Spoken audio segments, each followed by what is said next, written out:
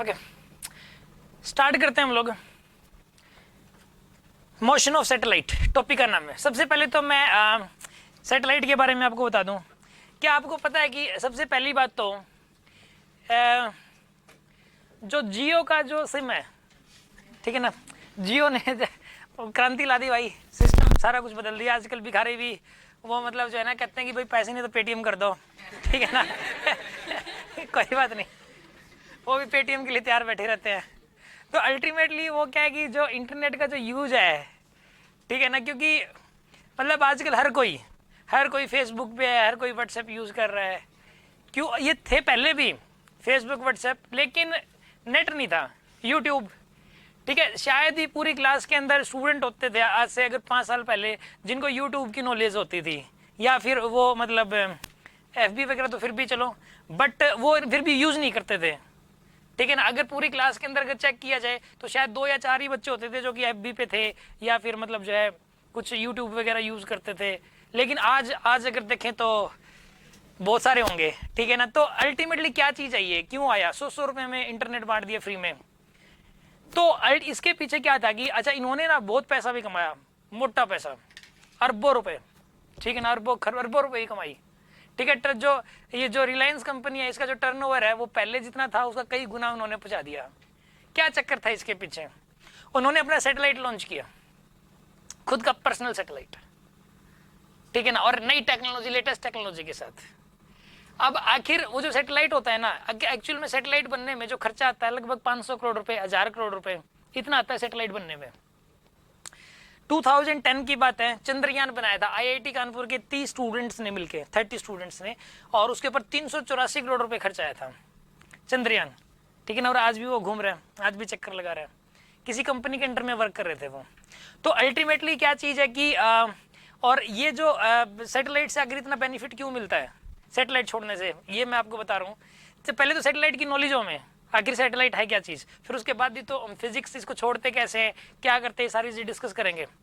देखो इसके अंदर क्या रहता है कि जैसे कि मान लिया जाए कि आपने अपना पर्सनल सैटेलाइट छोड़ दिया, सपोज गौरव शर्मा ने अपना सैटेलाइट बनाया, ठीक है, एक बार जैसे तैसे करके बना दिया जी, और लॉन्चिंग होगी उसकी, अर्थ के चारों तरफ चक्कर काटने लग गया, तो इसके पास पैसे कैसे आएंगे? आप एक बात बताइए मुझे, ये जो ये जो आप टीवी के ऊपर देखते हैं न्यूज, मतलब जैसे जो न्यूज आती हैं, जैसे आज तक चैनल चल रहा है या फिर कोई भी, ये पता क्या करते हैं, ये ना स्पेस लेते हैं सैटेलाइट में। ये सैटेलाइट के अंदर ना ये ऐसे नहीं चलता, ये न्यूज चैनल, कोई भी टीवी चैनल, इसके लिए स्पेस लेना पड़ता है, और ये थोड़ा सा स्पेस सेल कर देगा लाखों करोड़ों रुपए में थोड़ा सा स्पेस सेल होता है, हल्का सा स्पेस, ठीक है ना। तो कुल मिला के ये चीज़ है कि वो जो हल्का, और न जाने कितने सारे चैनल चल रहे होंगे, और उसके अंदर मतलब जो वो स्पेस है वो यूज हो रहा होगा उसके अंदर का, ठीक है ना। तो कुल मिला के ये चीज़ है, वो हल्का सा जो स्पेस है वो, जैसे कि ये जो मौसम संबंधित जानकारी जो होती है, ठीक है ना, ये जो जानकारी ये भी सैटेलाइट के थ्रू मिलती है, तो वो भी उसके अंदर स्पेस लेना पड़ता है हल्का सा, और उसी की कॉस्टिंग बहुत ज़्यादा होती है। यानी कि सैटेलाइट से जो इनकम है वो काफ़ी ज़्यादा है। इससे जो बड़ी बड़ी कंपनियां हैं ना, जो बड़े बड़े टीवी चैनल्स हैं, ठीक है, ये सारे के सारे जो हैं वो जो जिनका सैटेलाइट है ना, जिन कंपनियां, उनके पास पहुंचते हैं पैसे ले लेके कि भाई हमें स्पेस दो थोड़ा सा आपके सैटेलाइट के अंदर, ठीक है, ताकि हम अपने चैनल को चला सकें। या मोबाइल कंपनियां हैं, ये आइडिया, एयरटेल, ये जितनी भी मोबाइल कंपनियां, इनको भी स्पेस चाहिए होता है सैटेलाइट के अंदर, तभी जाके ये कंपनियां चल पाती हैं, अदरवाइज नहीं। और ये बहुत बड़ा पैसा उनको देती है जो सैटेलाइट लॉन्च कर रहे हैं। अब इनके पास पैसा कहाँ से आता है? ये जो टीवी चैनल्स होते हैं, बीच में एडवर्टीजमेंट चलती हैं अलग अलग कंपनियों की, और वो जो कंपनियां ना वो उनको बहुत ज़्यादा पैसा देती हैं, तो उनके पास वो इनकम होती है। फिर उनके पास कहाँ से आता है? वो जो ऐड करने वाले हैं वो हमारे अंदर से जाता है। अभी आपको जो है ना, सबने सुन रखा होगा जो साबुन का नाम लक्स, सबने सुन रखा होगा। वो क्यों सुन रखा है, ठीक है ना, वो अगर शायद आप किसी दुकान पे जाएंगे तो शायद और 4-5 साबुन पड़े होंगे तो शायद लक्स को ले लेंगे या डेटॉल को ले लेंगे, ठीक है ना, क्यों लाइफ बॉय को ले लेंगे आप। इन्हीं के नाम आपको क्यों पता है? कहेंगे यार इसका नाम सुना ये कंपनी है बड़ी टॉप कंपनी, इसको ले लेते हैं, चलो इसमें ज़्यादा खराब नहीं होएगा ये, और कोई लेंगे नहीं। क्यों? क्योंकि वो ना टीवी के ऊपर चल चुका है इसलिए। और पता पूरे ऑल ओवर इंडिया में 125 करोड़ लोग उस चैनल को देख रहे हैं, तो कितने सारे लोगों के एक मतलब कितनी कमाई होती है। इवन जो नटखट का पैकेट होता है ये भी मतलब जो है ये पहले कभी 1 रुपए का था, आजकल तो रेट 5 रुपए कर दिया गया है। अब एक बात बताओ, 1 रुपए की आइटम है, ये भी इंडिया लेवल पे सेल हो रही थी, तो इसमें भी इनकम उनकी अरबों रुपए थी। इसका जो मालिक है नेटकट का, वो भी अरबों रुपए कमाता है। कहने का मतलब आपके पास कोई ऐसा प्रोडक्ट है चाहे वो इवन 1 रुपए का है, अगर वो इंडिया लेवल पे सेल हो रहा है, इंडिया लेवल पे, और उसकी जो एडवर्टीजमेंट है वो इंडिया लेवल के किसी मीडिया के थ्रू चल रही है, जैसे कि टीवी चैनल हो गए, तो समझ लीजिए कि आप अरबों रुपए कमा रहे हैं। ठीक है ना, ये सिस्टम होता है। और वो बहुत सारा पैसा, जैसे कि इवन जैसे कि जो ये कोका कोला कंपनी है, ठीक है ना, इसमें अमिताभ बच्चन जो करता है, मतलब जो है इसके लिए ऐड करता है, उसने एक्चुअल में उसने सुना था कि 7 करोड़ रुपए लिए थे वो ऐड करने के नाम के, और फिर वो टीवी चैनल वालों को अलग से दिए होंगे उस कंपनी ने। ठीक है ना, खूब सारा पैसा दिया गया होगा। और ये जो हम 20-25 रुपए की लेते हैं, ये वास्तव में 10 और 20 पैसे की बनती है। इसकी कीमत सिर्फ 10 पैसे होती है, जो हम 20 रुपए की पीते हैं। 10 पैसे की चीज़ हम लोग 20 रुपए में पीते हैं। ठीक है, तो अल्टीमेटली क्या चीज़ है कि वो, यानी कि ये जो बड़ी बड़ी कंपनियां हैं, ये टीवी चैनल्स हो गए या सैटेलाइट्स वाले लोग हो गए, ये बहुत बड़े लोग हैं, ये अलग लोग हैं, और हम आम पब्लिक हैं। ठीक है ना, हम लोग आम पब्लिक हैं। डिफरेंस समझ में आ गया होगा आपको। चलो एनीवे, अभी हम बात कर रहे हैं सैटेलाइट की। अब मैं आपको सिखाऊंगा सैटेलाइट की लॉन्चिंग कैसे होती है। आखिर ऐसा क्या चक्कर है कि जो सैटेलाइट है वो, अच्छा एक और चीज़, सैटेलाइट के अंदर जो है ना कोई फ्यूल डलता, कुछ भी नहीं डलता, वो घूमते रहता है अपने आप अर्थ के चारों तरफ, और वो उसके अंदर जो वीडियो कैमराज हैं वो लगे हुए हैं, वो फोटो खींचता रहता है अर्थ की अलग अलग जगह की। पता लग जाता है ना किस एरिया में क्या है, जहाँ पे मतलब इंसान पहुँच नहीं सकता, वहाँ की फ़ोटो वीडियो बना के भेज देता है। यूनिवर्स की फ़ोटो वीडियो बना के भेजना, ठीक है, कहाँ पर बादल हैं कहाँ पर नहीं है, उनकी वीडियो फ़ोटो बना के सब भेजना। और इवन जो सिग्नल्स हैं उनको जो अर्थ से आते हैं, देखो क्या होगा कि जैसे मान लीजिए मैं मेरे पास एक टीवी चैनल है, मैं क्या चाहता हूँ कि उसको जो है पूरे वर्ल्ड में दिखे वो, तो मैं यहाँ से एक ट्रांसमीटर लगाऊंगा पहले, उसके थ्रू सिग्नल्स भेजूंगा मैं। ठीक है ना, सिग्नल्स भेजूंगा, वो जो सिग्नल्स हैं वो सैटेलाइट रिसीव करेगा, और वो जो सैटेलाइट है वो फिर अर्थ के ऊपर फेंक देगा उन सिग्नल्स को, पूरी अर्थ के ऊपर। तो अर्थ की यानी पूरी दुनिया के अंदर, पूरी दुनिया में वो जो चीज़ है वो फैल जाएंगे, वो सारे के सारे सिग्नल्स। सैटेलाइट का काम यही है, रिसीव करना एंड देन थ्रो करना उसको। ठीक है, तो उसके अंदर जो है ना वो रिसीवर लगाया गया है, रिसीवर्स लगाए गए होते हैं उसके अंदर। आपको कहानी समझ में आ गई होगी क्या है सैटेलाइट। इसका बहुत से काफ़ी सारे बेनिफिट्स हैं, और शायद अगर सैटेलाइट ना हो तो आप समझ जाना कि ना तो इंटरनेट की दुनिया होगी, ठीक है, ना टीवी चलेंगे, ये ना ये एफएम रेडियो, ठीक है ना, और ये आप मोबाइल फ़ोन यूज़ करते हो, ये सारी चीज़ें कुछ भी नहीं होगी, यानी कि टेक्नोलॉजी ख़त्म। तो सारी की सारी टेक्नोलॉजी बेस्ड है किसके ऊपर, सैटेलाइट के ऊपर बेस्ड है पूरी की पूरी टेक्नोलॉजी। अब अगर हमारे कोर्स में ये क्या चीज़ है, फिर हमारे कोर्स के अंदर जो एरोस्पेस इंजीनियरिंग करते हैं वो और भी डिटेल में मतलब जो है ना, मतलब जो है इस चीज़ को पढ़ते हैं, उनको बहुत ज़्यादा डिटेल में पता होती है। ठीक है, अभी हम फिर भी मुझे जितना पता है मैं आपको बता दे रहा हूँ। और अभी हमारे कोर्स में क्या चीज़ है, मैं वो चीज़ सिखा रहा हूँ। आज आपको मैं कुछ ऐसा सिखाऊंगा कि आप सैटेलाइट लॉन्च करना सीख जाएंगे, सैटेलाइट लॉन्च करना। ठीक है ना, कैसे आखिर लॉन्चिंग कैसे होती है सैटेलाइट की, और सैटेलाइट के बारे में और भी बहुत सारी जानकारी जो कि बहुत ज़्यादा इंटरेस्टिंग है, आपको हेडेक नहीं लगेगा पढ़ना, आप ध्यान से समझने की कोशिश करना, बस मैं जो बता रहा हूँ। ये तो वो नॉलेज थी जो कि अदर देन सिलेबस थी। अब सिलेबस के ऊपर आते हैं हम लोग। सुनो, मान लो कि जैसे कि अर्थ है,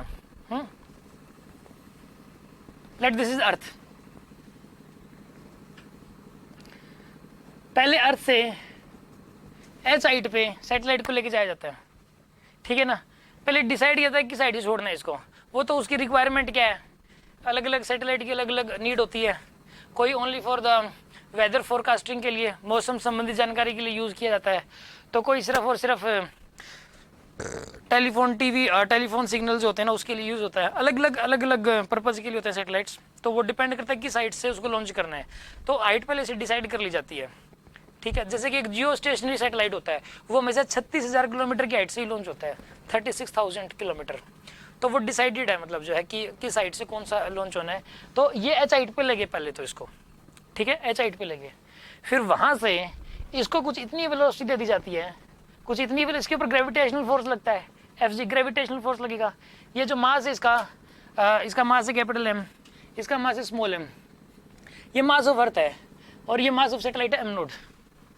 ठीक है ना, मास ऑफ सैटेलाइट क्या है यहाँ पे, एम नोड है, और मास ऑफ अर्थ है एम ई। इसको ऊपर लगे, अगर इसको ऐसे ही छोड़ दिया नीचे आके गिरेगा वहीं पे, 500 करोड़ गए 1 मिनट में अगर नीचे गिर गया तो। और हाँ, इसको लॉन्चिंग करते वक्त बड़ा ध्यान रखना पड़ता है, ऐसा भी हुआ है कि वापस आके गिर गया, ऐसा होता है।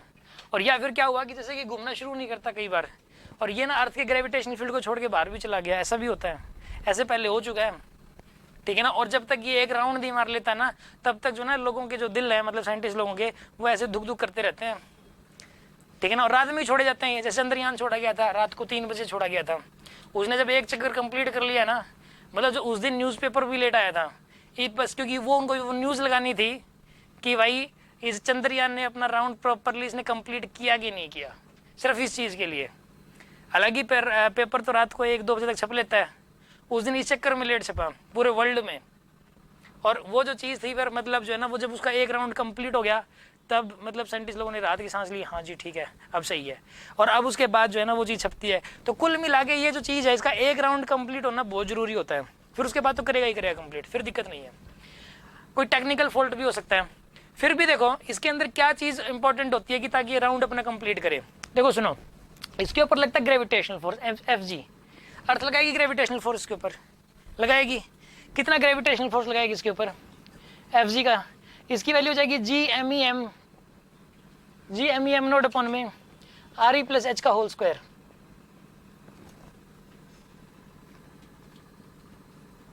ये आर ई है, ये एच है, आर ई प्लस एच का होल स्क्वायर, इतना ग्रेविटेशनल फोर्स लगेगा किसके ऊपर, सैटेलाइट के ऊपर। कौन लगाएगी ये, अर्थ लगाएगी, ठीक है।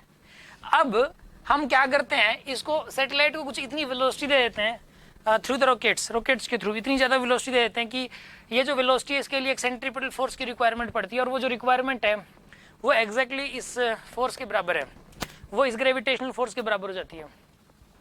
और वो जो पर्टिकुलर वेलोसिटी होती है उसका नाम होता है ऑर्बिटल वेलोसिटी। अगर उससे ज़्यादा वेलोसिटी दे दी ना आपने तो प्रॉब्लम हो सकती है, फिर ये मतलब बाहर जा सकता है ऐसे, और अगर उससे कम वेलोसिटी दी तो वापस अर्थ पे आगे गिर सकता है वो कहीं ना कहीं।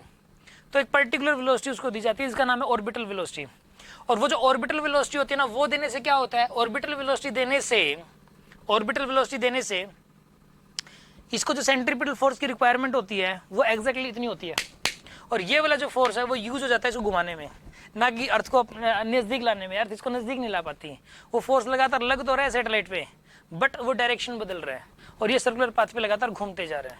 और वेलोसिटी किसने दी थी, वेलोसिटी आर्टिफिशियली दी थी, इंसानों ने दी थी, रॉकेट्स के थ्रू, ठीक है ना। पहले वो वेलोसिटी रॉकेट्स के थ्रू मेंटेन की जाती है, और फिर उसका कनेक्शन रॉकेट से नीचे कंट्रोल होता है, खत्म, रॉकेट्स खत्म हो जाते हैं और ये घूमते रहता है, ऐसा सिस्टम होता है। अच्छा अब सुनो, इसके अंदर जो है ना, इसको जो सेंट्रीपिटल फोर्स की रिक्वायरमेंट है वो कितनी बताइए, m0 v² डिवाइडेड बाई में आर ई प्लस एच, ये सेंट्रीपिटल फोर्स की रिक्वायरमेंट है। ये जो है ना, ये इस सैटेलाइट पे लगने वाला सेंट्रीपिटल फोर्स है, ये इसके ऊपर लगने वाला फोर्स है सैटेलाइट के ऊपर, ठीक है। तो अब सुनो, m0 इंटू में ऑर्बिटल वेलोसिटी को v0 मान लो, m0 v² डिवाइडेड बाई में R E plus H is equals to G M E m0 upon में आर ई प्लस एच का होल स्क्वायर। ये आपके पास है, ये इन दोनों को इक्वेट कर दिया आपने, और इन दोनों को इक्वेट करने से देखो आर ई प्लस एच से आर ई प्लस एच गया, m0 से m0 गया, v0 स्क्वायर की वैल्यू कितनी आएगी यहाँ पे, जी एम ई अपॉन में R E plus H, v0 is equals to G M E upon में आर ई प्लस एच का अंडर रूट, ये आएगी। This is the orbital velocity, ये आपके पास ऑर्बिटल वेलोसिटी आ जाएगी। मतलब मैं आपको बताऊं, इतनी वेलोसिटी सैटेलाइट को छोड़ दो, ये वापस नहीं आएगा। और एक बात बताएं आपको, ये सैटेलाइट ही नहीं, कोई भी चीज़ हो उसको ऐसे हाइट पे ले जाओ, पहले तो थोड़ी हाइट पे लेके जाना पड़ेगा ना तो कहीं बिल्डिंगों से टकरा जाएगा।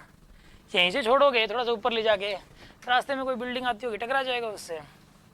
तो फिर क्या करें, पहले उसको एक ऐसे हाइट पे ले जाओ, फिर इतनी वेलोसिटी दो, under G M E upon में आर ई प्लस एच, वो चीज़ घूमती रही। पत्थर भी फेंकोगे ना, पत्थर तो जिंदगी भर के लिए वो ऐसे ही चक्कर लगाता रहेगा अर्थ के चारों तरफ। सैटेलाइट का मतलब ये नहीं होता कि यार, मतलब स्टूडेंट क्या सोचते हैं कि भाई सैटेलाइट में ना पता नहीं क्या मशीन लगी होंगी, बहुत सारे पार्ट्स होंगे उसके अंदर, सॉफ्ट पार्ट्स होंगे, काफ़ी सारे हार्ड पार्ट्स होंगे, काफ़ी महंगे होंगे, काफ़ी वो मतलब सेंसिटिव टाइप के होंगे, और वो मिला जुला के एक बड़ा सा वो गोला सा बन गया, वो सोचते हैं। एक्चुअल में सैटेलाइट की बेसिक डेफिनेशन है एनी स्मॉलर ऑब्जेक्ट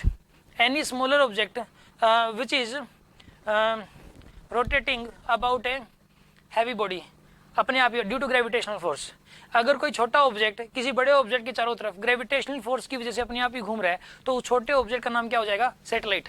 मान लो मैं गौरव शर्मा को ले जाऊं पहले तो एच पे लेके, इतनी स्पीड दे दी, ऐसे फेंक दिया इसको, इतनी स्पीड देके गौरव शर्मा जिंदगी भर के लिए चक्कर मारेगा अर्थ के चारों तरफ, जिंदगी भर के लिए बॉडी राउंड राउंड। ठीक है, रुकेगी नहीं, कभी भी कभी नहीं रुकती बॉडी। ठीक है ना।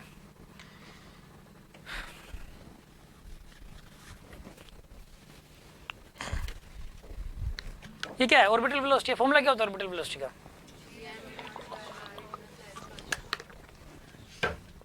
ऑर्बिटल वेलोसिटी डेफिनेशन क्या होती है? इसकी डेफिनेशन होती है the minimum velocity, particular velocity, a particular velocity required a particular velocity required to revolve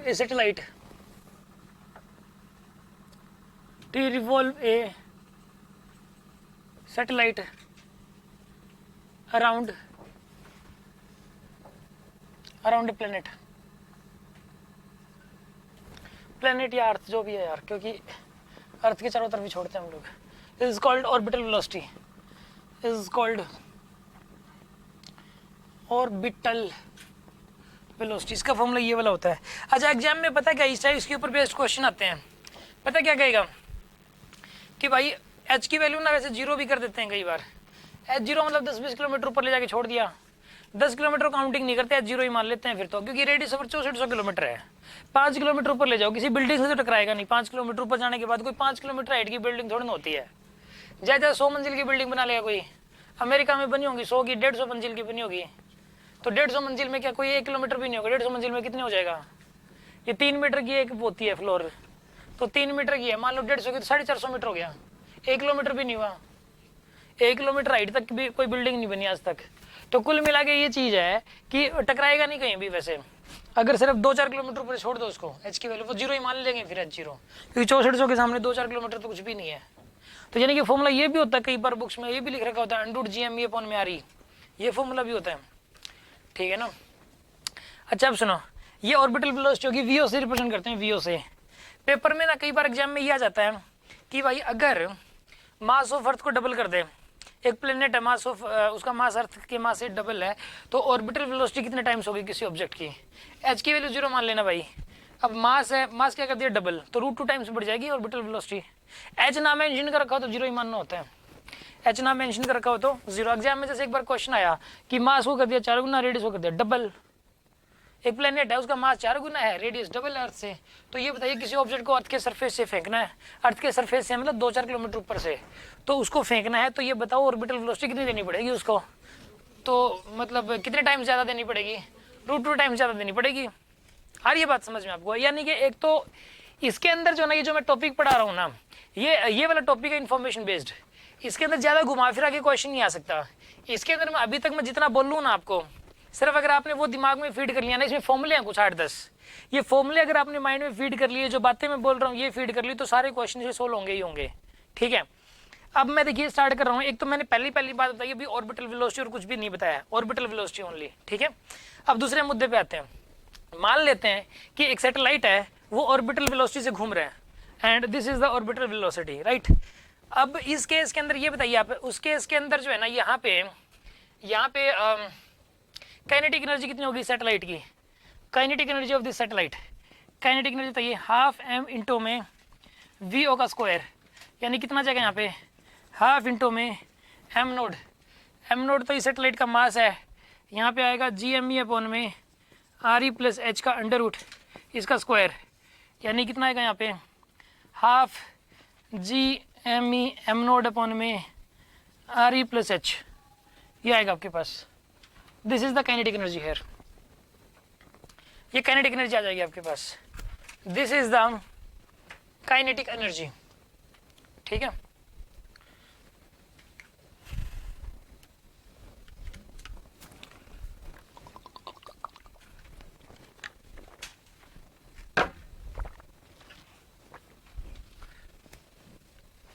kinetic energy है, ठीक है, this is the kinetic energy. अब सुनो अगली बात, अभी पता है क्या, मैं आपको एक चीज बताऊं, अगर कई बार पेपर में पता क्या आता क्वेश्चन कि भाई ऐसा है, एक satellite is revolving on the circular path around a planet या अराउंड द अर्थ ही रहेगा वैसे तो, उसकी काइनेटिक एनर्जी बताओ। काइनेटिक एनर्जी ये बड़ी होती है half G M E M naught upon R E plus H, और उसका रिवर्स भी ट्रू है। रिवर्स मतलब अगर किसी सैटेलाइट की काइनेटिक एनर्जी इतनी है तो पक्का सर्कुलर पाथ पे घूम रहा है, वो पक्का सर्कुलर पाथ पे घूम रहा है। पाथ इलिप्टिकल भी हो सकता है। काइनेटिक एनर्जी को थोड़ा बहुत कम ज्यादा करोगे ना, देखो ये जो वेलोसिटी है ना, इस वेलोसिटी थोड़ा बहुत कम ज्यादा करोगे ऐसा नहीं है तो वो गया काम से, थोड़ा बहुत कम करते ही अर्थ पे आ जाएगा ऐसा नहीं है। इससे हल्की सी कम की और अर्थ पे आगे गिर गया ऐसा नहीं होता, या इससे हल्की सी ज्यादा की अर्थ को छोड़ के बाहर चला गया। थोड़ी सी कम ज्यादा करने से पता क्या होता है, पाथ बदल जाता है, पाथ सर्कुलर नहीं रहता, पाथ इलिप्टिकल हो जाता है फिर। और कुछ ज्यादा ही कम कर दोगे फिर प्रॉब्लम है, फिर अर्थ पे आगे गिर जाएगा, और कुछ ज्यादा ही ज्यादा कर दोगे तो बाहर चला जाएगा। लेकिन कई बार ना, मतलब अगर पाथ ज्यादा डिस्टर्ब कर दिया ना, इलिप्टिकल बन गया तो पता चले कि हमारा वो यूज ही नहीं हो पा रहा है, ठीक है, ऐसा भी हो जाता है। तो पाथ तो प्रॉपर होना भी चाहिए उसका, सर्कुलर है अगर है चाहिए तो सर्कुलर ही चाहिए, इतनी ही वेलोसिटी से लॉन्च करना पड़ेगा उसको। अब सुनो, ये काइनेटिक एनर्जी चाहिए होती है फॉर द सर्कुलर मोशन। एक फॉर्मूला ये वाला हो गया काइनेटिक एनर्जी का, ये सर्कुलर मोशन के लिए है, ठीक है। पोटेंशियल एनर्जी, उसकी पोटेंशियल एनर्जी कितनी चाहिए, ये चाहिए पोटेंशियल। देखो इसकी ना म्यूचुअल पोटेंशियल एनर्जी देख लो पूरे सिस्टम की, पूरे सिस्टम की म्यूचुअल पोटेंशियल एनर्जी हो जाएगी minus G M E M naught upon में R E plus H, E हो गया पे minus G M N M two by R, यही है सिस्टम की। ये तो रेस्ट में यानी सैटेलाइट की है ये पोटेंशियल एनर्जी, सैटेलाइट की मान सकते हो। या सैटेलाइट को हटा के इस जगह पे ये देखो पोटेंशियल कितना है, ये पोटेंशियल आ जाएगा minus G M E upon R E plus H, और पोटेंशियल इतना है तो इसको मास से मल्टीप्लाई कर दिया, पोटेंशियल एनर्जी आपके पास आ जाएगी। ये पोटेंशियल एनर्जी आ गया आपके पास, this is the potential energy, ठीक है, ये पोटेंशियल एनर्जी आ गया आपके पास। अब टोटल एनर्जी चाहिए अपने को, टोटल एनर्जी, टोटल एनर्जी होगी कितनी, इन दोनों को ऐड कर दो आप, ठीक है, काइनेटिक एनर्जी प्लस में potential energy, kinetic plus potential, इन दोनों को ऐड करो, इन दोनों को ऐड करो, कितना आएगा बताइए, minus half G M E M naught upon में आर ई प्लस एच, ये आएगी total energy. This is the total energy here, ये टोटल एनर्जी यहाँ पे, ठीक है।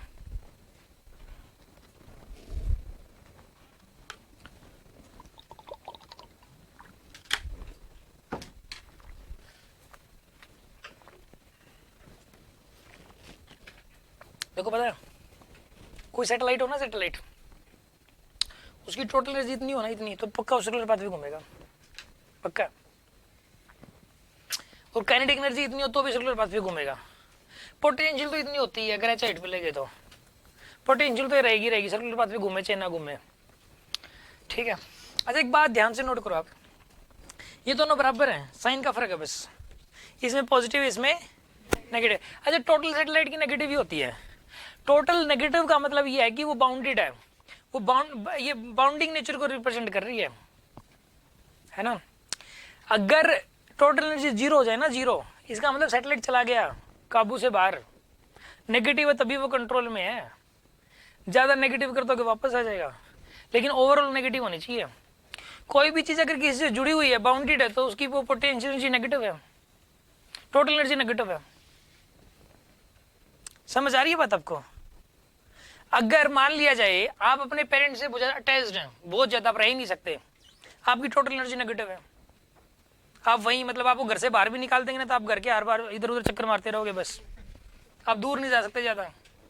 आपके पेरेंट्स ने मान लो ये बोल दिया चल बाहर घर से बाहर निकल, आप लोग गेट पे, आप क्या ना हाँ ठीक है मैं जा रहा हूँ, और आसपास गेट के बाहर इधर उधर चक्री लगा रहे हो, थोड़ी देर में बुला लेंगे, नहीं बुला लेंगे तो मैं अपने आप ही कूद के चला जाऊंगा। तो अब ऐसे केस में वो जो है ना, तो इसका मतलब क्या है, टोटल एनर्जी नेगेटिव। अगर टोटल एनर्जी जीरो हो जाए ना, बाहर निकल, अब बस चलते बाहर चले गए फिर तो, और पॉजिटिव होगी तो कुछ कहने की जरूरत ही नहीं है, अपने आप ही बाहर हो जाओगे आप, और एक स्पीड के साथ बाहर होगे, कभी वापसी भी नहीं लौटने, और टोटली जीरो तो भी वापसी नहीं लौटने, ऐसा हो जाएगा। चलो मैं एक एग्जांपल और लेता हूँ, जो मैं आपको ना मॉडर्न फिजिक्स पढ़ाऊंगा जैसे, तो मॉडर्न फिजिक्स में एटम के अंदर न्यूक्लियस है, न्यूक्लियस के चारों तरफ इलेक्ट्रॉन चक्कर मार रहा है, इलेक्ट्रॉन न्यूक्लियस से बाउंडेड है, इलेक्ट्रॉन की टोटल एनर्जी जो है वो नेगेटिव होती है, ठीक है ना।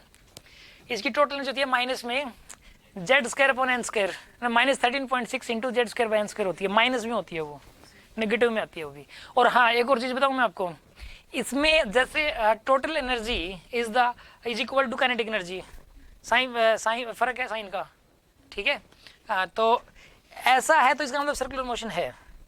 और इलेक्ट्रॉन की भी सर्कुलर मोशन होती है, उसमें भी ऐसा ही होता है।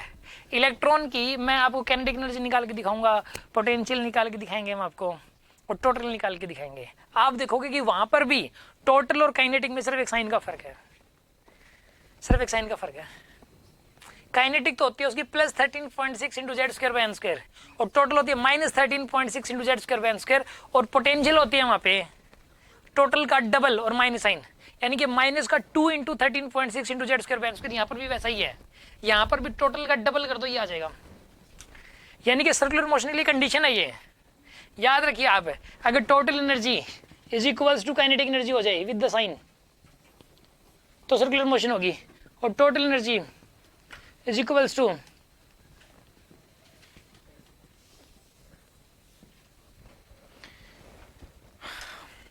ये हो जाए तो भी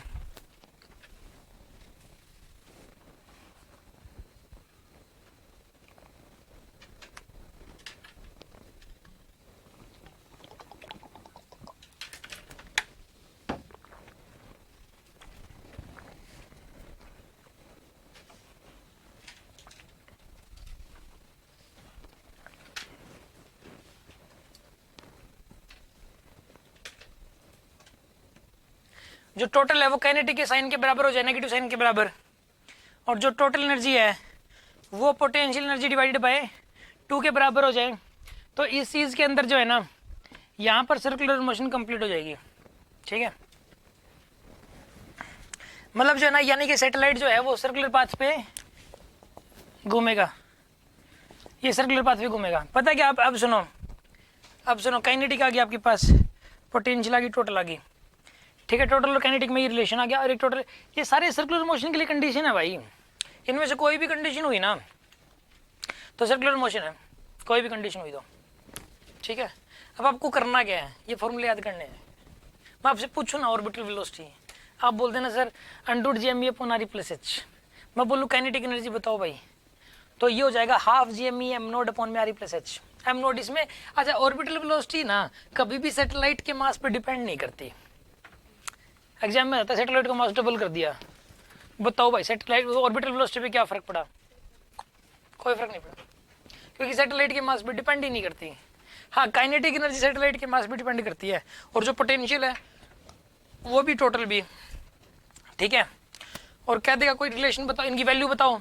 अगर ये घूम रहा है सर्कुलर पाथ पे तो इनकी वैल्यू, टोटल और काइनेटिक में रिलेशन बताओ वो बता दोगे, टोटल और पोटेंशियल में रिलेशन बताओ वो बता दोगे आप। हाँ भाई, यहाँ तो कोई डाउट किसी को? अगर एक सैटेलाइट घूम रहा है तो उसकी मैंने इतनी सारी इन्फॉर्मेशन तो दे दी, अब कुछ और इन्फॉर्मेशन, अगर सैटेलाइट घूम रहा है तो क्या हो रहा होगा सर्कुलर पाथ पे अगर घूम रहा है तो, देखिए आप नेक्स्ट।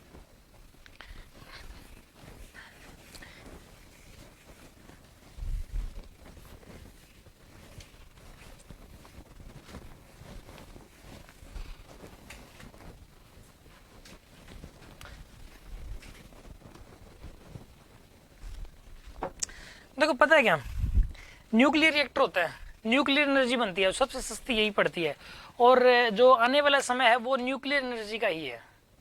न्यूक्लियर पावर प्लांट्स लगाए जा रहे हैं, बट जो न्यूक्लियर वेस्टेज है वो बड़ी खतरनाक है।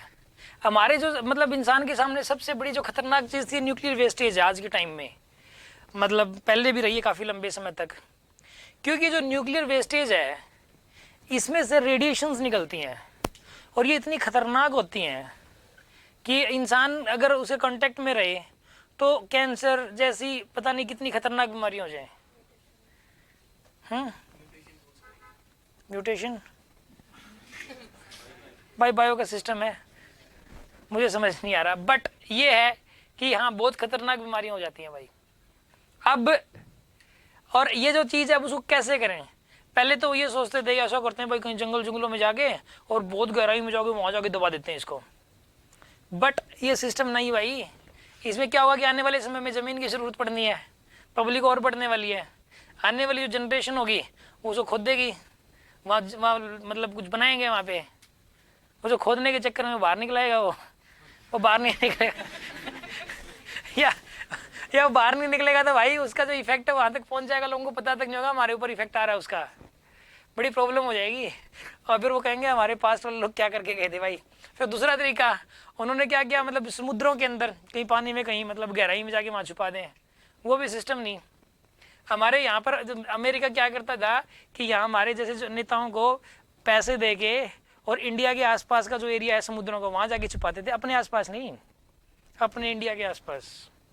ठीक है, ये घोटाले हुए बहुत बड़े, क्योंकि हमारी जो हमारे टच में है, इंडिया के टच में जो समुद्र है, ठीक है ना, जो दूर दूर तक का एरिया जो हमारे मतलब हमारी कंट्री के रीजन के अंदर ही आता है, उसके अंदर तो हम लोग कोई कुछ नहीं कर सकता कोई एक्टिविटी। लेकिन वो लोग क्या करते हैं, वहाँ के छुपा दिया भाई और बदले में गवर्नमेंट को पैसे दे दिए, गवर्नमेंट के खाते में थोड़ी नहीं जाएंगे, वो तो उनकी जेब में जाएंगे, ऐसे सिस्टम होते थे।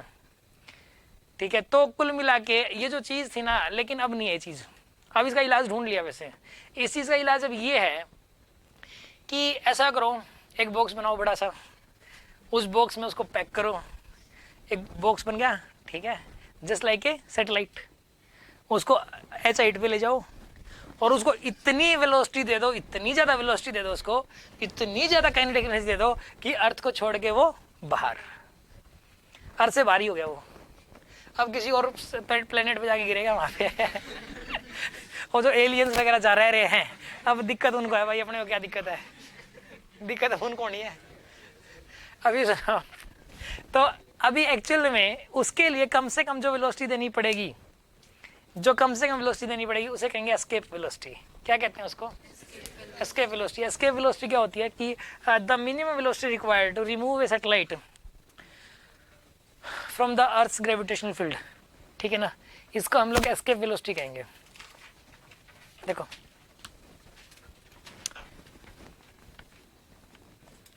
वी से रिप्रेजेंट करते हैं।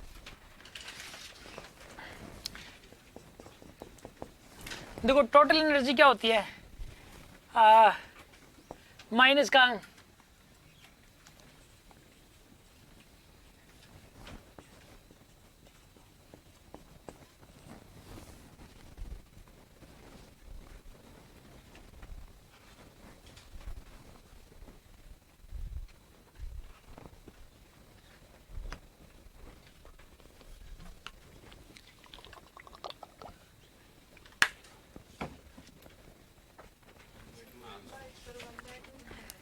आएगा यार, मैं चेक कर रहा था, अभी आपका ध्यान है कि नहीं है। ये होती टोटल एनर्जी, ये होती टोटल एनर्जी।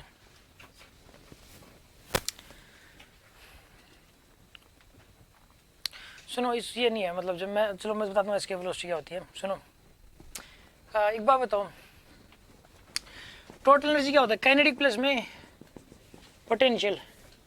हम चाह total energy is equal, kinetic energy जाएगी यहाँ पे हाफ एम वी ई का स्क्वायर, कितनी हो जाएगी यहाँ पे? हाफ एम वी ई का स्क्वायर, ठीक है।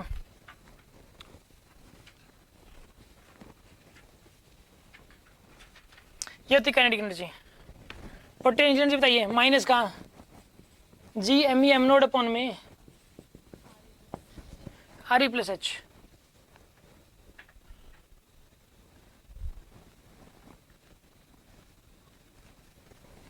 ये हो जाएगी यहाँ पे पोटेंशियल एनर्जी।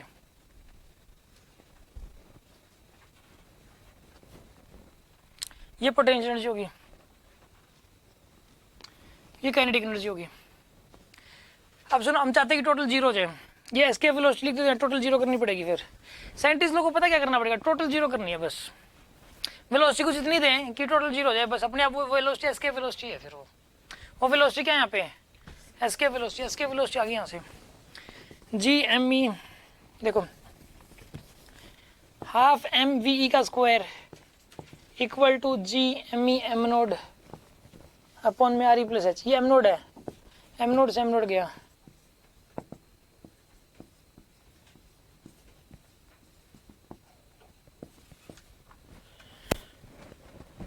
ये आएगी एस्केप वेलोसिटी, ये एस्केप वेलोसिटी आएगी। और एस्केप वेलोसिटी होती है ना ऑर्बिटल वेलोसिटी का √2 टाइम्स होती है, √2 टाइम्स ऑफ ऑर्बिटल वेलोसिटी। अच्छा अब सुनो अगली बात, एस्केप वेलोसिटी पता लगी। और वैसे मैं एक बात बताऊं, इसमें एच को 0 पुट कर दो, एच को क्या पुट कर दो, यानी अर्थ के सरफेस से ही लॉन्चिंग अगर कर रहे हैं तो, और जब आप तो आ जाएगा ये n√gmv अपना रही, और जब इसको सोल्व करोगे तो ये आएगा 11.2 किलोमीटर पर सेकंड। कितना आएगा 11.2 किलोमीटर पर सेकंड। मतलब ये हुआ कि अगर इतनी स्पीड से किसी चीज को फेंक दिया जाए तो अर्थ से बाहर ही हो जाएगी वो चीज। इतनी ज्यादा स्पीड देनी पड़ेगी भाई, इतनी ज्यादा स्पीड देनी पड़ती है अर्थ से बाहर करने के लिए। मान लो मैंने कोई बॉल फेंकी, यहाँ अर्थ के सब ऊपर की तरफ ही फेंक दूं, चाहे मैं चाहे किसी भी डायरेक्शन में फेंक दें उससे कोई फर्क नहीं पड़ता।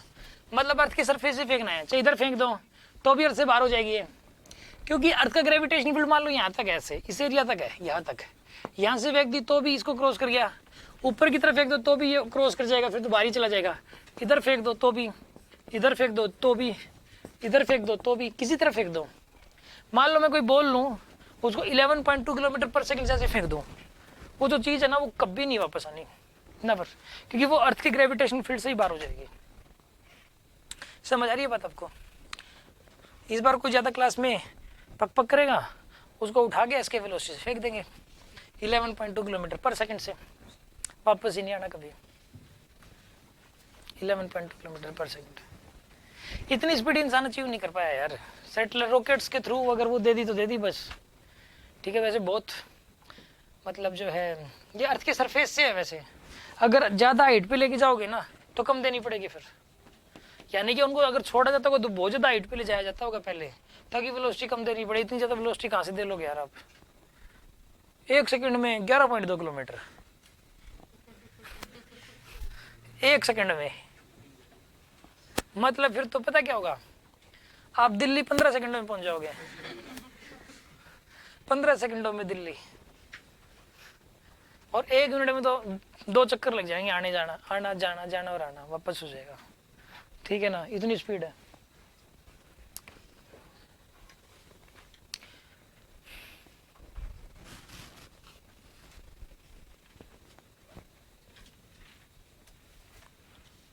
अच्छा उसके बाद सुनो नेक्स्ट, अगली बात,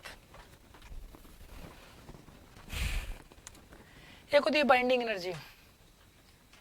मान लो कि कोई सैटेलाइट घूम रहा है पहले से ही, वो किसी काम का नहीं है, वो पुरानी टेक्नोलॉजी पे बेस्ड है। टेक्नोलॉजी तो आपको पता ही है, जैसे कि जो कंप्यूटर का प्रोसेसर था पहले वो पेंटियम था, फिर आया वो i3 i5, फिर उसके बाद i7, बीच में भी आए हैं 1-2 वर्जन, ठीक है। Core two duo dual core आया है, पहले पेंटियम था, फिर डुअल कोर आया, फिर कोर टू ड्यू, फिर क्या आया था i3 i5, अब i7 चल रहा है फिलहाल लेटेस्ट। ये प्रोसेसर के नाम है जो कंप्यूटर जिसके ऊपर बेस्ड रहता है, ठीक है ना। कॉस्ट इसी के ऊपर डिपेंड करती है कंप्यूटर की। तो कहने का मतलब ये है कि वो टेक्नोलॉजी ग्रोथ करती जा रही है लगातार। कंप्यूटर पहले i7 जो अभी वर्क कर रहा है एक तो, और एक आपका जो पेंटियम जो काम करता था, दिन रात का फ़र्क है। अभी जैसे कि नीचे जो कंप्यूटर लैब है ना, इस कंप्यूटर लैब के अंदर सारे कंप्यूटर एक ही कंप्यूटर सर्वर से कनेक्टेड है, सारा डाटा उसी में होता है, और वो i7 है। अगर उसको i7 ना हो, वो ऐसे ही लगा दें, उसको पेंटियम लगा दें तो कोई भी नहीं चलेगा, ठीक है। सारे उससे जुड़े हुए हैं क्योंकि वो सबको चलाता है अकेला, और जो बाकी लगे हुए हैं ना वो सारे ऐसे ही हैं, dual core, core two duo हैं सारे के सारे, वो लोअर हैं मतलब काफ़ी। तो अभी अच्छा सुनो, अभी ये जो मैं बता रहा था टेक्नोलॉजी की, तो यहाँ पर वो जो सैटेलाइट घूम रहे हैं वो पुरानी टेक्नोलॉजी पे बेस्ड है, उनको हटाना है, वो हमें किसी काम के नहीं है, वो मान लो किसी काम के नहीं है वो। हम पता क्या करते हैं, उसके लिए उनकी टोटल एनर्जी नेगेटिव होती है वैसे, तभी तो घूम रहा है, उसकी टोटल एनर्जी को जीरो किया जाता है। कैसे? पीछे से एक रॉकेट आएगा, टकराएगा उसके साथ, ठीक है, और आया, टकराया, बड़ाम, और गया वो अर्थ की ग्रेविटेशन फील्ड से बाहर, ऐसा होता है। तो उसके लिए उसकी टोटल एनर्जी को जीरो किया जाता है, यानी कि तो एक्चुअल में किसी भी सैटेलाइट को जो कि ऑलरेडी घूम रहा है अर्थ की चारों तरफ, उसको अर्थ से बाहर करना है, तो जितनी एनर्जी देनी पड़ेगी, that amount of energy is called binding energy. आगे समझ में, जितनी एनर्जी देनी पड़ेगी। अब मान लो उसकी टोटल एनर्जी -100 है, कितनी टोटल एनर्जी -100, तो जीरो कर दो, उसके लिए कितनी देनी पड़ेगी +100, +100 दे दो, वो बाहर हो जाएगा। तो बाइंडिंग एनर्जी की वैल्यू +100 होगी। कई सारे स्टूडेंट्स को लगता है कि टोटल एनर्जी को ही बाइंडिंग बोलते हैं ना, टोटल को जीरो करने के लिए जो देनी पड़ती है energy, that is the binding energy. It is always equal to negative of total energy. ये टोटल एनर्जी के नेगेटिव के बराबर होती है, लिख लो इस बात को। The energy required to remove a satellite from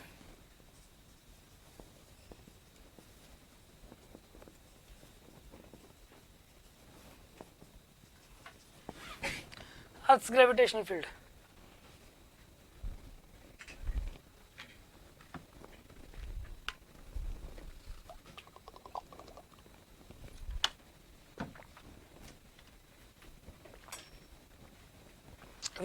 Which is already revolving, which is already revolving, is called binding energy. It is always equal to negative of kinetic energy. Negative of kinetic energy के बराबर होता है।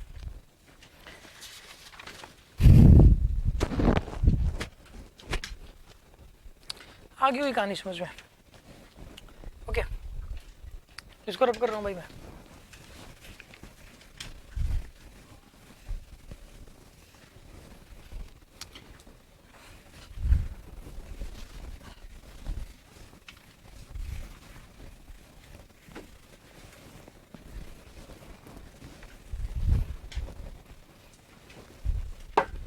देख लो भाई, मान लो ये अर्थ है,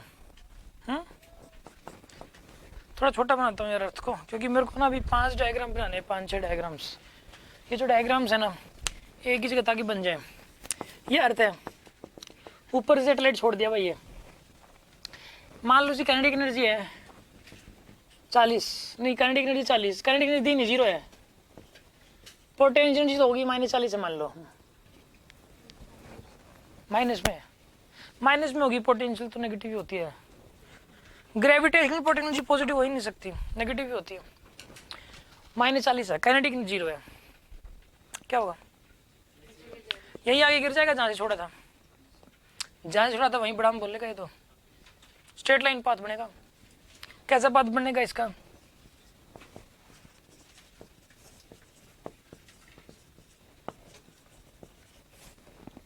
straight line path.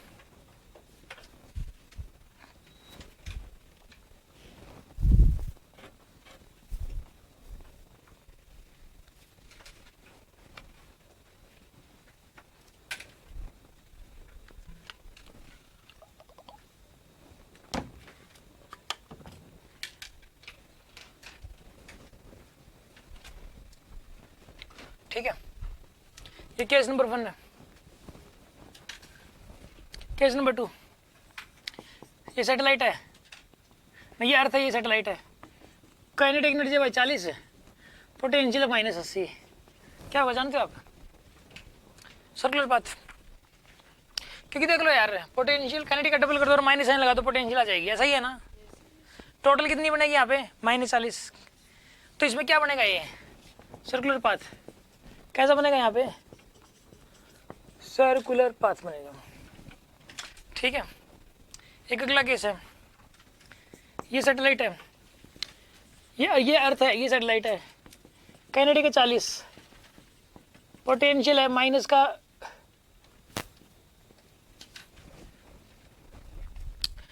-70 है, -70 है potential. Kinetic 40, potential energy -70। Total कितनी बनेगी? -30 बनेगी। एक बात बताओ, काइनेटिक कुछ ज्यादा नहीं हो रही? काइनेटिक होनी चाहिए 35 यहाँ पे, उस हिसाब से आधी होनी चाहिए यार, 35 होनी चाहिए। 40 कर दी, बताओ ज्यादा नहीं कर दी लिमिट से? लिमिट ज्यादा कर दी भाई, ये पता है शुरू में ऐसा लगेगा गया गया गया गया अर्थ से दूर गया गया गया गया, लेकिन वापस आ गया, ऐसा लगेगा। इलिप्टिकल पाथ बनता है।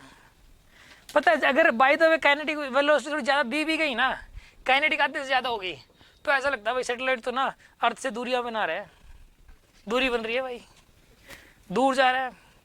साइंटिस्ट लोगों को गया गया गया गया गया गया गया, लेकिन वापस वहीं से काफ़ी दूर जाने के बाद वापस लौट के आ जाता है।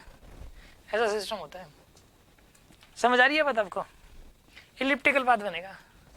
हाँ माइक माइक माइक पास करिंग, वो पास करो यार जल्दी। हाँ जी छोटू बोलो। लास्ट पॉइंट पे सर जहाँ से वापस आए ये सबसे ज़्यादा दूरी थी, उस पॉइंट पे अगर किसी और प्लैनेट की ग्रेविटेशन फील्ड ज़्यादा हो सर तो उसके साथ भी घूमना चाहिए। अरे यार सैटेलाइट का कितना मास होता है? 300-400 किलो का होगा, वैसे 100 किलो का होगा, इतने का होता है सैटेलाइट। 500 किलो से फालतू का नहीं होता। अब एक बात, उसकी क्या ग्रेविटेशनल फील्ड होगी यार, क्या वो ट्रैक करेगा? ये अर्थ है, सोचो अर्थ का मास कितना, उसका ग्रेविटेशनल फील्ड सोचो ना कितना ज़्यादा है। अब एक बात बताओ, मेरा मास मेरा क्या ग्रेविटेशनल फील्ड है ना, तो मैं आपसे वो खींच लूँ, आप सारे एक दूसरे को खींच लो। क्या चाहिए भाई तुम्हें? कोई और प्लेनेट तो पता नहीं कितने दूर दूर है भाई। तुमने क्या मजाक समझ रखा है क्या? एक बार रुक जाओ, एक बार सुनो ध्यान से। ये कह रहा है कि कोई और आसपास प्लेनेट आ गया तो पहली बात है सैटेलाइट को कितना ऊपर लेके जाओगे आप? 40,000 किलोमीटर लगे आप मान लो। प्लेनेट तो दूसरे 40 लाख किलोमीटर पे हैं, समझे आप? लाख किलोमीटर, और उससे भी ज्यादा दूर, उससे भी ये तो कुछ भी नहीं है। 40 लाख किलोमीटर क्या चीज है? कुछ भी नहीं है 40 लाख किलोमीटर। 400 करोड़ हजार करोड़ किलोमीटर। आप क्या समझ रहे हो? स्पीड ऑफ लाइट क्या होती है? 3 × 10⁸ मीटर, ठीक है, मीटर पर सेकंड। और 3 × 10⁻, किलोमीटर में बदलना हो तो 3 × 10⁵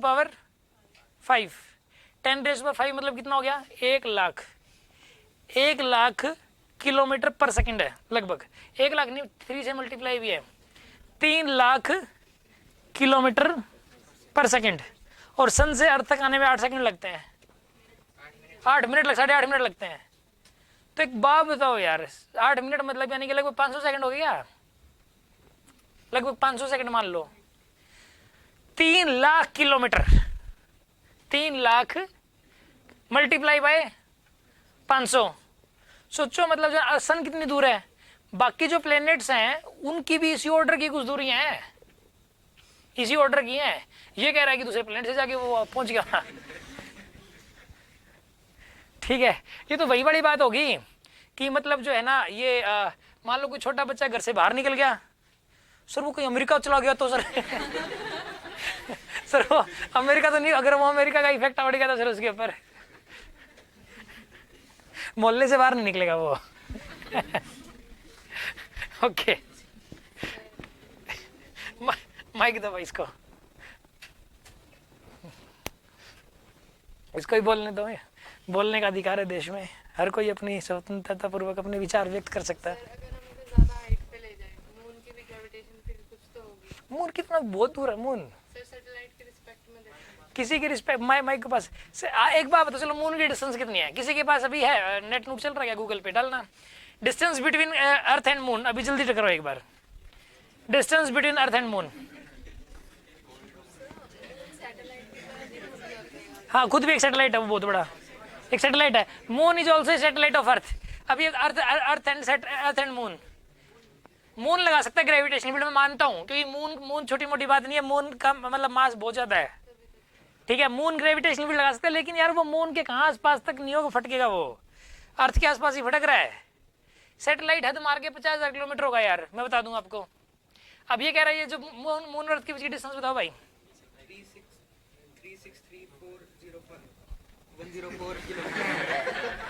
3,84,400 किलोमीटर, मोटा मोटी 4 लाख किलोमीटर। मोटा 4 लाख किलोमीटर पे यार, ठीक है, 4 लाख किलोमीटर बहुत ज्यादा हो गया यार। कहाँ मून का कोई इफेक्ट नहीं आने वाला सैटेलाइट पे। ओके आते हैं। हाँ जी, किसी के मन में कोई, हाँ माइक दो भाई, माइक जल्दी पास करो। हाँ भाई, ये भी पूछाएगा किस पे से, ये कह रहा है कि सैटेलाइट पे कोई हेवनली बॉडी आके टकरा गई तो इसकी समझ में ना खूब हेवनली बॉडी चल रही है वहां पे, कहीं ना कहीं कोई ना कोई के ठुक जाएगी। हो सकता है वैसे इफेक्ट पड़ सकता है, मतलब वो खत्म हो जाएगा सैटेलाइट, बट कोई हेवनली बॉडी ऐसे नहीं आती ना यूं, मतलब जो है कोई मजाक थोड़ा ना है वो। और वो जो पाथ है उस पाथ पे वो क्लियरली घूम सकता है क्या? ऐसा तो है नहीं कि कोई हेवनली बॉडी यूं आसपास यूं घूम रही है, मतलब जो है कहीं भी जाके किसी से टकरा गई। ऐसा होता तो अर्थ से पता नहीं अभी तक कितनी टक्कर हो चुकी होती। रोज की रोज आता कि आज एक हेवनली बॉडी आके टकराने वाली अर्थ से और हिसार के आसपास टक्कर होएगी। फिर तो फिजिक्स पॉइंट नहीं, पूरा हिसार ही खत्म होता फिर तो, इसमें फिजिक्स पॉइंट क्या करेगा। तो ऐसे हेवनली बॉडी आके नहीं टकराती, जबरदस्ती टक्कर मरवा रहा है। हाँ जी, मान लो सर किसी दूसरी सैटेलाइट को सर हम बाहर भेजते हैं सर जो काम की नहीं है, तो सर उसकी चपेट में सर दूसरी सैटेलाइट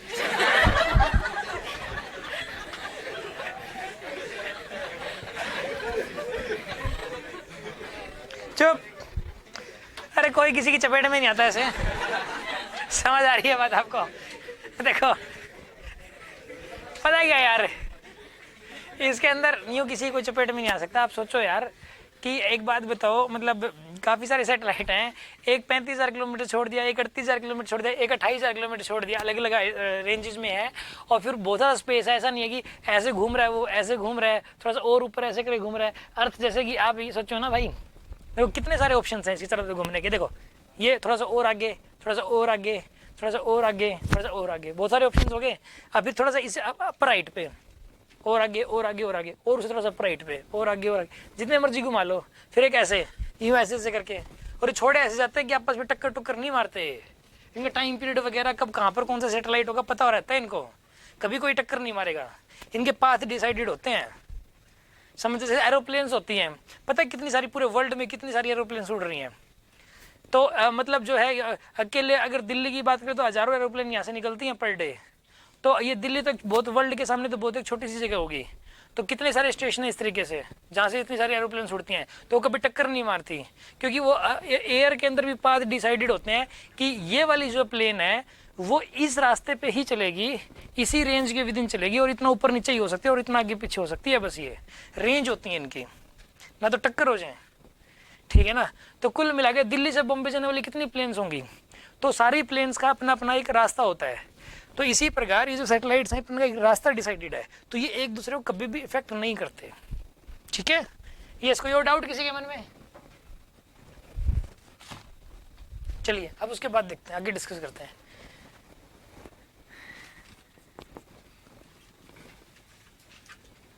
काइनेटिक एनर्जी यहाँ पे 40, पोटेंशियल मान लो -50। इसमें इलिप्टिकल पाथ है, इलिप्टिकल पाथ। इसमें ऐसा लगेगा अर्थ के नजदीक आया, गिरा अर्थ पे, गिरा गिरा गिरा गिरा गिरा, लेकिन बच गया भाई। अगर काइनेटिक एनर्जी कम दे दोगे ना, नहीं इसमें तो दी आपने 25 20 दे दी मान लो, पोटेंशियल -50, काइनेटिक आधी से कम दे दी। काइनेटिक क्या दे दी आपने? हाफ से कम। पता क्या होगा हाफ से कम दे दी तो अर्थ के नजदीक आएगा वो शुरू में, ऐसा लगा भाई अर्थ से टकराने वाला टकराने वाला टकराने वाला टकराने वाला, लेकिन बच गई भाई अर्थ, ऐसा हो जाएगा। अगर काइनेटिक एनर्जी कुछ ज़्यादा ही कम दोगे तो टकरा जाएगा। अब सुनो माइक,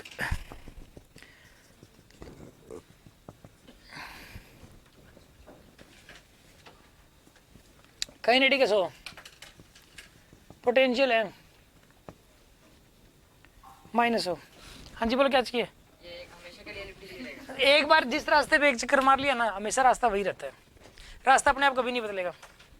पहला चक्कर जिस रास्ते से मारता है ना सैटेलाइट, हर चक्कर उसी रास्ते से ही मारेगा। इसलिए तो मैं कह रहा था कि सैटेलाइट का बस एक राउंड कंप्लीट हो जाए, बस एक राउंड कंप्लीट होते ही बस, यानी कि सक्सेस, अगले दिन पेपर में आ जाता है कि satellite successfully revolved around the in its orbit around the अर्थ, अगले दिन ही साफ साफ लिखा हुआ जाता है, ठीक है ना भाई। अब सुनो, काइनेटिक है 100, पोटेंशियल -100, टोटल क्या है इस केस के अंदर? 0। क्या होगा इस केस के अंदर ये बताओ आप? एस्केपिंग पट किस पाथ के थ्रू? पैराबोलिक पाथ के थ्रू, पैराबोलिक पाथ के थ्रू जाएगा ये, ठीक है ना, पैराबोलिक पाथ के थ्रू जाएगा ये।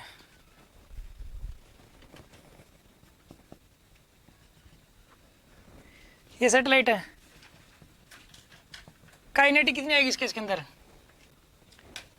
काइनेटिक आएगी 100, पोटेंशियल कितनी है इसकी?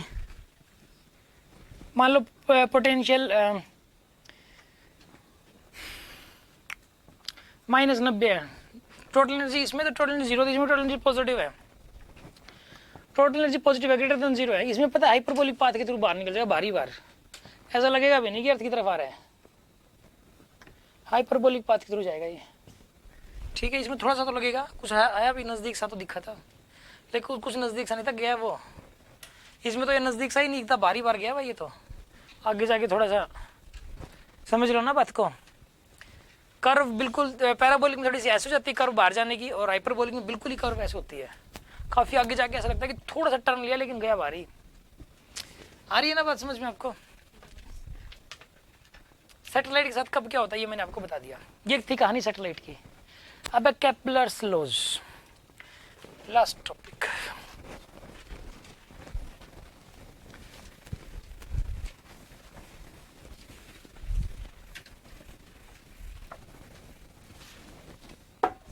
केपलर ने 3 लॉ दिए थे भाई अपने। किसी को नाम पता है केपलर के तीनों लॉज के? First law, second law, third law? बात तो सही है लेकिन इनके और नाम भी हैं। पहले तो मैं केपलर के बारे में बता दूं भाई। केपलर जो था ना, जैसे कि जो सबसे पहले साइंटिस्ट था ना, जो सबसे मेन साइंटिस्ट था इस मैकेनिक्स में, दैट वाज गैलीलियो। न्यूटन तो बहुत बाद में है, न्यूटन तो बहुत बाद में है। हालांकि सब कुछ बना दिया न्यूटन ने, बट गैलीलियो सबसे पहले था जिसने स्ट्रगल किया था। सबसे पहले किसी फील्ड में किसी एक बंदे को सेक्रीफाइस करना पड़ता है, और उसके बाद बाकी लोग उस रास्ते पे चलते हैं। किसी एक को तो रास्ता बनाना पड़ता है, तो रास्ता न्यूटन ने नहीं बनाया, रास्ता तो गैलीलियो ने बनाया। समझ आ रही है बात आपको? अब एक्चुअल में जो गैलीलियो था ना, वो दुनिया से लड़ा, जो दुनिया के दिमाग में जो मिसकॉन्सेप्शन थे, जो गलत जो चीज़ें थी उनके, कि भाई फिजिक्स ये है वो है, अर्थ इज फ्लैट। पहले ये था कि अर्थ इज फ्लैट, ठीक है। तो वो जो सारी चीज़ें हैं वो गैलीलियो ने ख़त्म की, और अपनी पूरी ज़िंदगी को लगा के, ठीक है। और लेकिन उसको लोगों ने उसके ऊपर विश्वास नहीं किया, उसको जो वो बेचारा पूरी ज़िंदगी जेल में चढ़ता रहा, अपनी जान बचा के भागता रहा। एरिस्टोटल ने उसको जेल में बंद करा दिया, ठीक है। जो वहाँ एम्परर था ना, उससे डायरेक्ट उसके लिंक थे क्लोज एरिस्टोटल के, पावरफुल था एरिस्टोटल, गैलीलियो कुछ था नहीं, तो उसको जेल में बंद, मतलब उसको सड़ाए रखा, क्योंकि उसने ये बोल दिया था कि earth is flat, earth is round. उसने ये बोल दिया था, गैलीलियो ने बोल दिया था, और एरिस्टोटल बोलता था अर्थ इज फ्लैट। और इवन जो क्रिश्चियन लोग हैं उनका ये होता है, एक बाइबल होती है उनकी, बाइबल के अंदर भी लिखा हुआ था अर्थ इज फ्लैट। कहते हुए हमारी धर्म पे उंगली उठा रहा है, धर्म पे। पहले वहाँ पर वैसे ही थे, जैसे अपनी इंडिया में आज होता है ना धर्म क्रम चल रहे हैं, धर्म पे उंगली उठाना, जैसे वहाँ उठती थी पहले, ठीक है, धर्म पे उंगली उठा रहा है। और वो लोगों ने उसकी मतलब ऐसी की तैसी कर दी। पूरी दुनिया तो एक तरफ थी, वो अकेला एक इंसान एक तरफ था, ठीक है ना। वो अकेला, यानी कि एक आदमी भी ठीक हो सकता है, उस तो पूरी दुनिया गलत है। अभी तो उसने, और बाद में जो है ना, बाद में उसके नाम से, उसकी शायद उसकी जो डेट ऑफ बर्थ है उससे, या उसकी डेट ऑफ डेथ है उससे वर्ल्ड साइंटिस्ट डे ऐसा कुछ बनाया जाता है, वर्ल्ड साइंटिस्ट डे, उसको सम्मान मिला मरने के बाद। तो एक्चुअल में उसके जो है ना, उसके बाद एक साइंटिस्ट आया, देखो उसके बाद साइंटिस्ट आया केपलर। केपलर ने फिर उसके बाद कुछ रिसर्च किया। केपलर ने क्या किया, गैलीलियो का सपोर्ट किया। उसने कहा गैलीलियो ठीक था भाई, ठीक था गैलीलियो, ठीक है ना, बाकी सब दुनिया गलत थी। उसने क्लियर कट बोला दुनिया को। दूसरे नंबर पे उसने गैलीलियो के सारे नोट्स वोट सब पढ़े, ठीक है ना, उसको स्टडी किया। पहले वो गैलीलियो को भगवान मानता था, और उसको मान के फिर उसने Kepler's first law, second law, third law, या फिर उसने बहुत सारी बातें और भी बताई, ठीक है, जो हमारे कोर्स में भी नहीं है, काफ़ी सारी ऐसी बातें भी हैं। फिर केपलर के बाद आता है न्यूटन, ठीक है। न्यूटन ने इन दोनों को स्टडी किया, केपलर एंड गैलीलियो, और वो लेटेस्ट टेक्नोलॉजी वाला पर्सन था, ठीक है ना, मतलब माइंड ज़बरदस्त था, सारा कुछ था उसके पास, पावर भी थी, दिमाग भी था, ठीक है, सारी चीज़ें थी उसके पास, तो टेक्नोलॉजी भी थी, और उसने वो सारी चीज़ें बना दी जो कि कोई कुछ कर ही नहीं पाया। आज तक वैसा कोई साइंटिस्ट कुछ नहीं कर पाया जो न्यूटन ने किया था। तो एनीवे, अभी हम केपलर के बारे में कर रहे हैं। केपलर ने जो 3 बातें बताई, Kepler's first law, second law, third law, ये क्या थे देखिए आप। Kepler's first law, Kepler's first law, इसको बोलते हैं हम लोग law of orbits, law of orbits भी बोलते हैं। Kepler second law,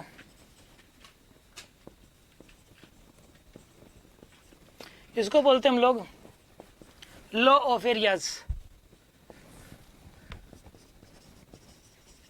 Kepler's third law,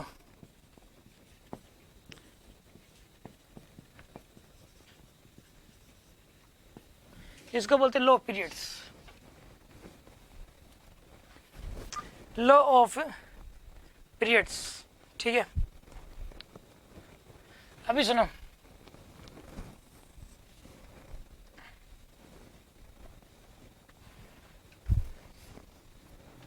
Kepler's first law, पहले तो केपलर का फर्स्ट लॉ ये था, अच्छा कोई कुछ कहता था कि सन घूम रहा है, ठीक है, अर्थ घूम रही है, ये वो दोनों घूम रहे हैं, अलग अलग बातें थी। तो उसने सबसे पहले बताया, उसने बोला कि आराम करो सारे, चुप हो जाओ, मैं जो बोल रहा हूँ वो सही है, ठीक है ना।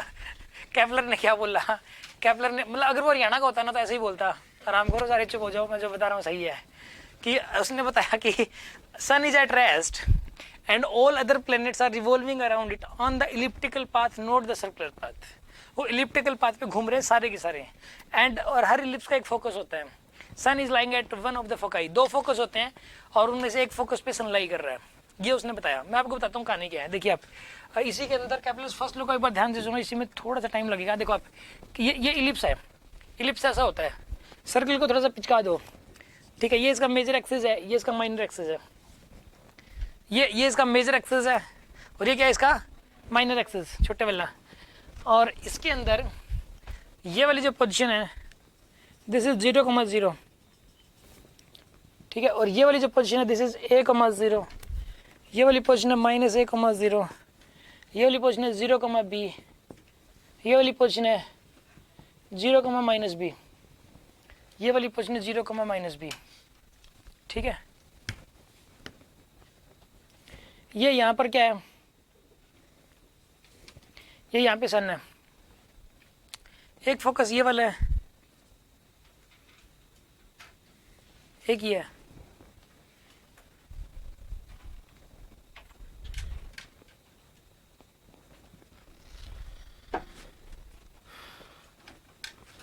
एक फोकस ये यहाँ पे सन है, ठीक है जी।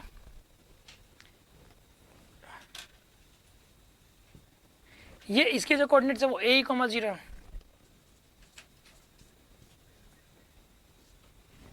इसे कोऑर्डिनेट्स है -a,0,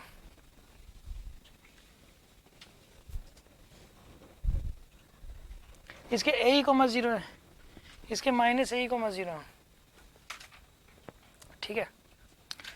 अच्छा अब सुनो, यहाँ earth is revolving around it, tick tick tick tick tick, यहाँ नहीं है, ये सन यहाँ है, मान लो ये सन है, सन यहाँ है, ये सन, और ये फोकस खाली पड़ा है, यहाँ कुछ नहीं है, कहीं सोचो यहाँ दूसरा सन है, यहाँ कुछ नहीं है, वैसे ये दूसरा फोकस है बस एक है, यहाँ कुछ नहीं है। लेकिन यानी जैसे अर्थ है, ये अर्थ है, अर्थ एक बार नज़दीक होती है फिर दूर जाती है, फिर नज़दीक आती है, काफ़ी नज़दीक होती है फिर दूर जाती है, ऐसा होता है। अर्थ से जो डिस्टेंस बनी हुई है ना अर्थ और सन के बीच की, वो फिक्स नहीं है, फिक्स नहीं है वो। तो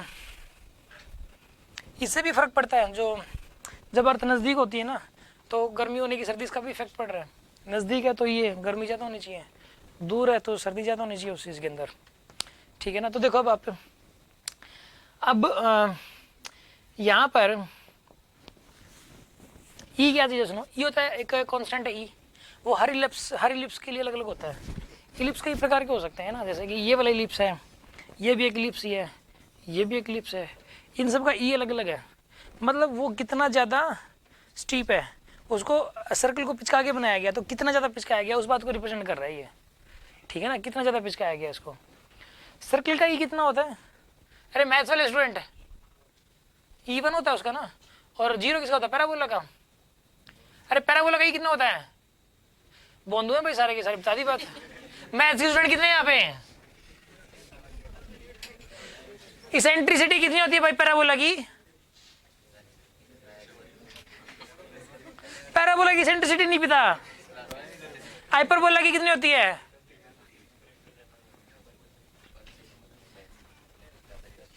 तुम रहने दो भाई। इलिप्स की तो 0 और 1 के बीच में होती है। और जहां तक मतलब मेरी जो समझ काम करती है ना, शायद पता नहीं क्या करती है। देखो पैराबोला ई की वैल्यू 1 होती है शायद सर्कल के केस में, और ई की वैल्यू 0 होती है शायद पैराबोला के केस में, और एक की पता नहीं हाइपरबोला की 1 से कम 0 से कम होती है कि 1 से ज्यादा होती है, नहीं पता, ऐसा कुछ सिस्टम है। एनीवे अभी जो है ना यहाँ पर इलिप्स की होती है 0 और 1 के बीच में, कांस्टेंट है एक, ये जैसे 1/2 होगा, 1/4, 1/3 ऐसा कुछ देगा। E is always lies between 0 and 1, ये देगा भाई, ये इसकी वैल्यू देगा आपको, 0 और 1 के बीच में होती है, याद रखो बस, ठीक है। और अर्थ इज घूमिंग अराउंड दिस। अच्छा अब एक बात बताओ, ये यहाँ पे इसकी स्पीड होती है, ये पोजीशन है पेरिजी, और ये वाली जो पोजीशन है अपोजी है, ये पोजीशन है पेरिजी, ये वीपी है, ये वी है,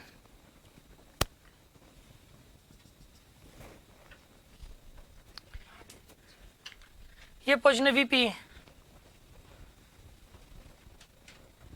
ये पोजीशन है यहाँ पे, ये वेलोसिटी वीपी, यहाँ वाली वेलोसिटी वी है।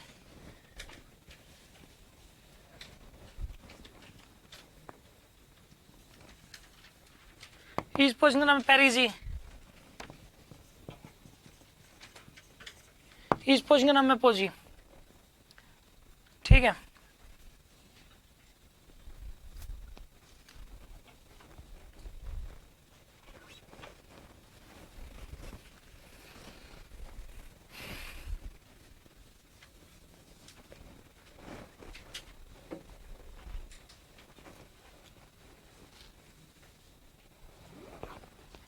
पेरिजी है, अपोजी है, ठीक है। ये वाली जो डिस्टेंस है ना, इसका नाम है आरपी।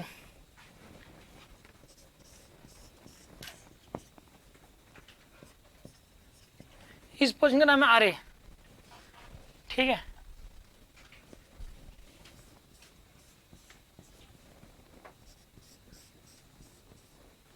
यहां से यहां तक की डिस्टेंस आरए, और यहां से यहां तक की डिस्टेंस है आरपी। ये वाली वेलोसिटी है वीपी, और यहाँ वाली वेलोसिटी वी है। अच्छा अब सुनो, ये लेंथ है ए, तो यहाँ से यहाँ तक ए हो जाए, आरपी की जो वैल्यू हो जाएगी ना जी ए माइनस ए, और आर ए की वैल्यू हो जाएगी ए प्लस ए, ठीक है। आरपी जो हो जाएगा यहाँ पे, ये वाली डिस्टेंस ए, ये वाली डिस्टेंस ए, तो ये वाली डिस्टेंस कितनी हो जाएगी यहाँ पे ए माइनस ए, ये वाली डिस्टेंस कितनी हो जाएगी यहाँ पे अब ए प्लस ए, ठीक है।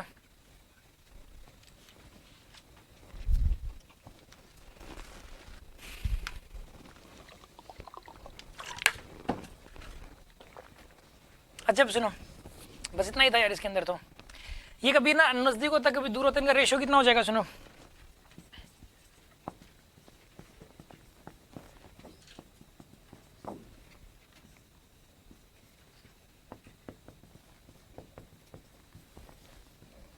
ये हो जाएगा आपके पास R P upon R A is equals to 1 minus E upon में 1 प्लस ई।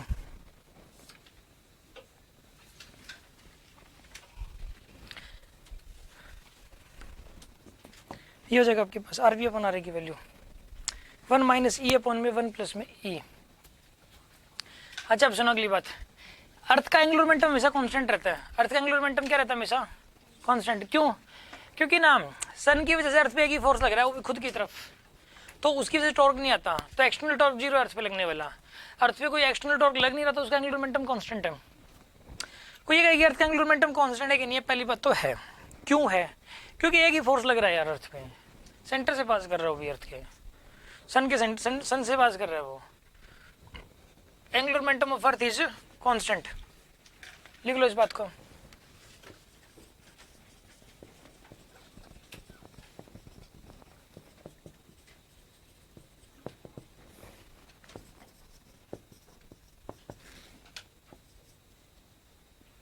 m इंटू में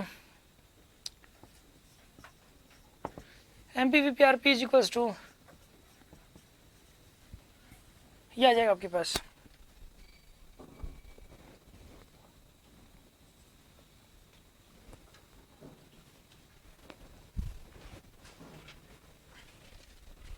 m into VA into RA,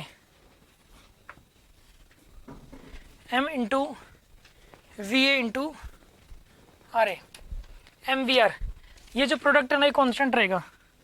MVR ये प्रोडक्ट कांस्टेंट रहता है। इसके ऊपर बेस्ड क्वेश्चन आता है M से M कैंसिल, इन चारों में से कोई भी 2 3 दे देगा, चौथा पूछ लेगा, आपसे बता सकते हो आप। और एक और बात बताऊं, जब डिस्टेंस कम हो ना तो स्पीड ज़्यादा होती है, और डिस्टेंस ज़्यादा होती है ना तो डिस्टेंस मतलब जो है स्पीड कम होती है। यहाँ पर VP is greater than V आ जाएगा, VP is greater than V हो जाएगा। यहाँ पे VP बड़ा हो जाएगा VA से, VP will be greater than VA।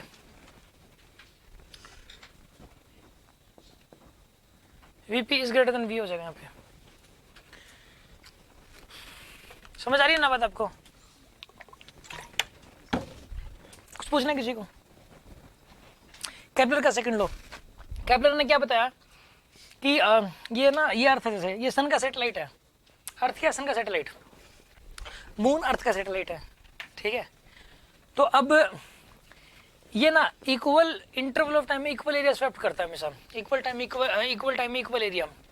मान लो कि 1 घंटे में यहाँ से यहाँ तक आ गया, ये 1 घंटे में यहाँ से था यहाँ तक आ गया, तो ये एरिया हो गया भाई, ठीक है ना। ये joining line of sun and earth है, joining line of sun and earth है, इसने इतना एरिया कवर कर लिया 1 घंटे में। यहाँ पर joining line of sun and earth ये वाली है, इसने 1 घंटे में इतना एरिया कवर कर लिया। ये वाला एरिया और ये वाला एरिया बराबर है। किसी स्टूडेंट को लगता है कि सर ये ज़्यादा लग रहा है मेरे को, तो अरे भाई यहाँ स्पीड कम है, यहाँ स्पीड ज़्यादा है, समझ रहे हो बात को? और बच्चों को लगता है सर ये लेंथ ज़्यादा है, देखो सर लेंथ ज़्यादा, ये लेंथ ज़्यादा सर, तो ये वाला एरिया बड़ा सर इससे ना। यहाँ पर ये वाला एरिया बराबर है, यहाँ स्पीड ज़्यादा है, ज़्यादा लेंथ कवर कर ली, ज़्यादा डिस्टेंस कवर कर ली इसने। तो equal the joining line of sun and earth swept equal area in equal interval of time, बस यही है, ठीक है। Joining line of sun and earth, Kepler second law, joining line of sun and earth swept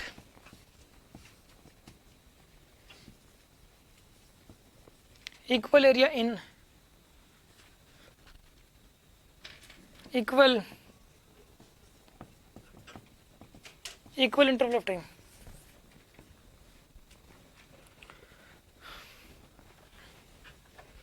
अब उसके बाद देखो third, तीसरी बात, T square is directly proportional to A cube हो जाएगा। ए क्या चीज़ है यहाँ पर, ये वाली डिस्टेंस है ए, यहाँ से यहाँ तक की, ए यहाँ से लेके यहाँ तक की डिस्टेंस है ये, मतलब सेमी मेजर एक्सिस है, सेमी मेजर क्यूब। ये केपलर का थर्ड लॉ था, किसका चक्कर लगाने का जो टाइम पीरियड है उसका जो स्क्वायर है वो ए क्यूब के डायरेक्टली प्रोपोर्शनल हो जाएगा। समझ आ रही बात आपको? इवन हर प्लेनेट का है, हर प्लेनेट के लिए। और इसमें कांस्टेंट लगता है, ये होता है 4 पाई स्क्वायर अपॉन में GMS, 4 पाई स्क्वायर अपॉन में GMS। ये कांस्टेंट भी याद रखो, आया था पेपर में एक बार। कांस्टेंट बताओ, ये कांस्टेंट केपलर ने नहीं बताया था, आगे न्यूटन ने आगे बताया था, केपलर बता ही नहीं पाया था ये कांस्टेंट। तो केपलर तो बेचारा इतना बता के चला गया, T square is directly proportional to A cube. आगे न्यूटन ने कहा कि भाई ठीक था केपलर अपना, T square is directly proportional to A cube सही बोल दिया उसने, और कांस्टेंट मैं बता देता हूँ, उसने अपना न्यूटन ग्रेविटेशन को यूज किया। GMS mass of sun, GMS MS है मास ऑफ सन, जी बताइए आपको, कैपिटल जी। समझ में आ गई होगी बात आपको? आज की क्लास इतनी रहेगी हमारी।